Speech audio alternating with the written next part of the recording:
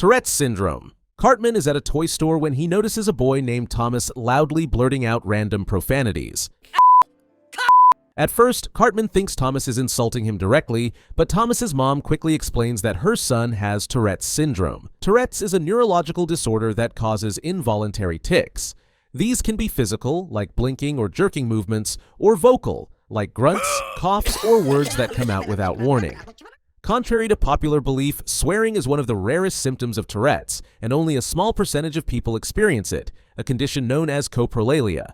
Cartman, however, latches onto the idea that Tourette's gives someone the freedom to say whatever they want without consequence. He misinterprets the disorder as a kind of loophole that allows total social immunity.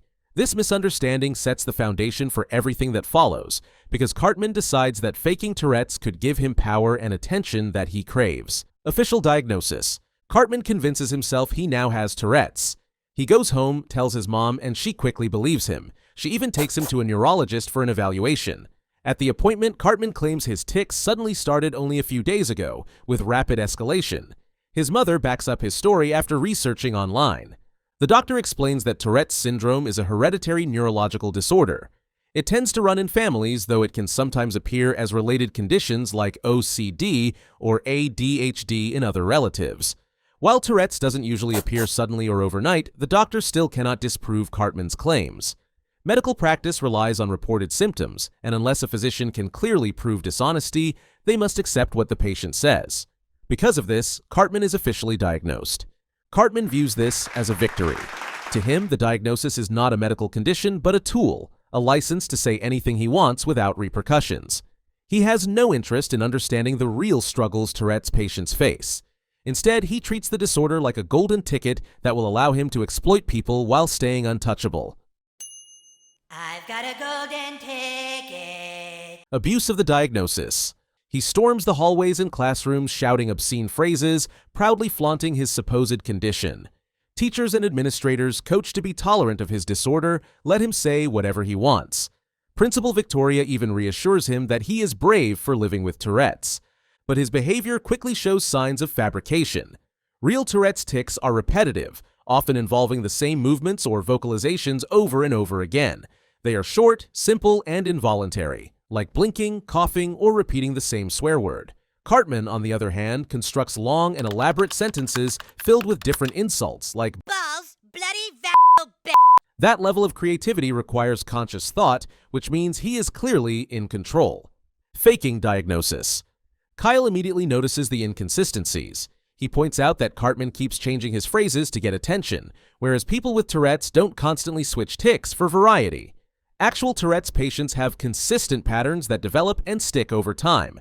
Cartman's improvisation exposes him, but since most adults refuse to believe anyone would fake such a painful condition, Kyle's observations are dismissed. Kyle becomes determined to expose Cartman's lie, but he quickly runs into a wall of disbelief from the adults around him. When he goes to Principal Victoria's office to report Cartman, he finds her meeting with Mr. Donaldson, a representative from the Tourette's Tolerance and Understanding Foundation. Mr. Donaldson has lived with Tourette's his entire life, and when Kyle accuses Cartman of faking, he immediately rejects the idea. To him, the suggestion is unthinkable. Nobody would willingly pretend to have an illness that causes such distress. Tourette's support group. To drive the point home, Kyle is taken to meet a support group of children with Tourette's. They explain what tics really feel like. The sensation is compared to holding back a sneeze or cough, something you can suppress for a while, but eventually the pressure becomes unbearable, and it has to be released. Some describe it as an itch or a restless, tingling feeling that won't stop until the tic happens. These explanations highlight how exhausting Tourette's truly is, both physically and emotionally. The children also share the painful realities of their lives. They describe feeling like burdens on their families and struggling with guilt from the unintended harm their outbursts cause. This makes Kyle realize why none of them can even imagine someone faking the disorder. For people who live with Tourette's, it brings nothing but hardship. The idea that Cartman would exploit it for fun is beyond their comprehension. Escalation of Tourette's. Despite Kyle's attempts to expose him, Cartman grows bolder. Instead of simply enjoying the protection his diagnosis provides, he begins to escalate his behavior. He taunts Kyle in front of others, mocks Kyle's family, and openly revels in his ability to say anything without punishment. For Cartman, Tourette's has become less about pretending to be sick and more about weaponizing sympathy to maximize his cruelty. His arrogance eventually slips when he boasts to Thomas, the boy with real Tourette's, that having the disorder is awesome. This marks the turning point. Isn't having Tourette's awesome? To Thomas, who suffers daily from uncontrollable tics, the idea that Tourette's could ever be awesome is insulting and reveals Cartman's ignorance. Thomas now knows Cartman is faking, but until this moment, Kyle was the only one who suspected him, losing control. Meanwhile, Cartman devises an even bigger scheme. He writes a letter to television host Chris Hansen asking to be featured on Dateline. He claims he wants to raise awareness for Tourette's, but in reality, his plan is to go on live TV and unleash hateful, offensive remarks, expecting people to praise him for being brave.